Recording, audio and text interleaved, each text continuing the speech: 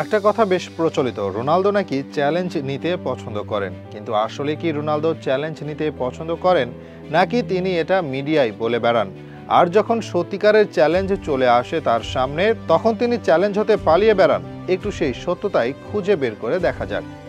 2018 সালে রোনালদো যখন Real Madrid ছেড়ে জুভেন্টাসে যান, সেই সময় এই চ্যালেঞ্জ নেওয়ার কথা প্রথম শুরু হয়। এর আগে কোনো রোনালদো সমর্থক চায়নি তিনি মাদ্রিদ ছাড়ুক। তবে রোনালদোর ক্লাব ছাড়ার পর হতেই অনেকে শুরু করেন মেসিকে খোঁচানো, তিনি কেন ক্লাব ছাড়েন না, নতুন চ্যালেঞ্জ নেন না। এবার মূল আলোচনায় ফিরে আসা যাক। রোনালদো মাদ্রিদ ছাড়ার কারণ হিসেবে জানান, নতুন চ্যালেঞ্জ নিতেই নাকি তিনি জুভেন্টাস গিয়েছিলেন। যদিও মার্কার প্রতিবেদন অনুযায়ী তিনি মূলত মাদ্রিদ ছাড়েন বেশি বেতনের জন্য। মেসির চেয়ে অর্ধেক বেতন মানতে পারছিলেন না, এমনকি নেইমারও তার চেয়ে বেশি আয় করছিল।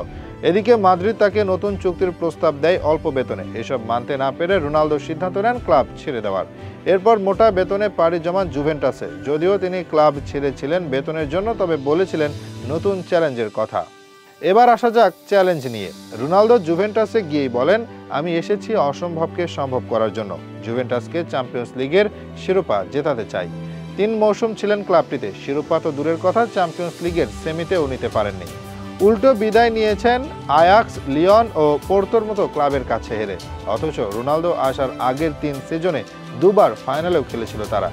তিনি আসার আগে 7 সিজন ধরে টানা লিগ শিরোপা জয়ের পর রোনালদো আসার 3 সিজনে দলটি খুঁয়ে বসে লিগ টাইটেল। যে রোনালদো দেখলেন এখন আর জুভেন্টাস পারছে না, লিগে অবস্থা নেমে গেছে 4 নম্বরে, তখনই তিনি ছেড়ে দিলেন ক্লাব। অথচ চ্যালেঞ্জ নিতেই নাকি এসেছিলেন। আর যখন সত্যিকারের চ্যালেঞ্জ সামনে এসে দাঁড়ায়, তখন তিনি এক প্রকার পালিয়েই গেলেন। এরপর তিনি চলে যান ম্যানচেস্টার ইউনাইটেডে, যে ক্লাব তার আসার আগের মৌসুমে ছিল 2 নম্বরে। ব্রুনো, রাশফোর্ড ও কাভানি ছিলেন দারুণ ছন্দে। রোনালদো আসার পর তারা হারিয়ে ফেললেন ছন্দ, দল চলে গেল লিগের 6 নম্বর পজিশনে। এরপর ম্যানচেস্টার ইউনাইটেড যখন তাকে ক্লাব হতে বের করে দেয়, তখন সৌদি আরব হতে প্রথম প্রস্তাব আসে রোনালদোর। কোন ক্লাব তাকে প্রস্তাব দিয়েছিল জানেন? আল হিলাল, যেখানে নেইমার খেলছেন এবং যারা একের পর এক শিরোপা জিতেছে। কিন্তু রোনালদো তাদের প্রস্তাব ফিরিয়ে দেয়। কেন জানেন?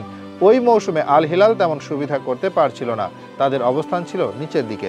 সেই সময় রোনালদোকে প্রস্তাব দেয় আল নাসর, যে প্রস্তাবে সাড়া দেন তিনি।